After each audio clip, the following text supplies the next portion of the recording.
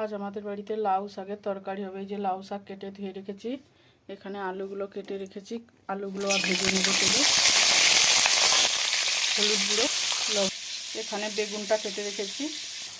আলুগুলো ভাজা হয়ে গেছে লাল লাল করে, আলুগুলো সাইড করে এর মধ্যে বেগুনগুলো ভেজে নেব। বেগুনগুলো দিয়ে নিয়েছি, আলু বেগুনগুলো ভাজা হয়ে গেছে, আলু বেগুনগুলো সাইড করে নেব। সাইড করে নিচ্ছি, এর মধ্যে আরেকটু তেল দিয়ে দিচ্ছি। তেলটা গরম হয়ে গেছে, 5 ফোড়ন দিয়ে দেবো, পেঁয়াজ কুচি, এর মধ্যে পেঁয়াজটা ভেজে নেব হালকা করে। আগে থেকে হলুদ গুঁড়ো ছিল আলু ভাজায়, তাই হলুদটা কম করে দিচ্ছি। এতে লঙ্কা গুঁড়ো, আলু ভাজার সময় লবণ দিয়েছি, এবার শাকটা দেওয়ার সময় লবণটা পরিমাণ মতন দেবে যে যা। এবার লাউ শাকগুলো এর মধ্যে দিয়ে দিচ্ছি।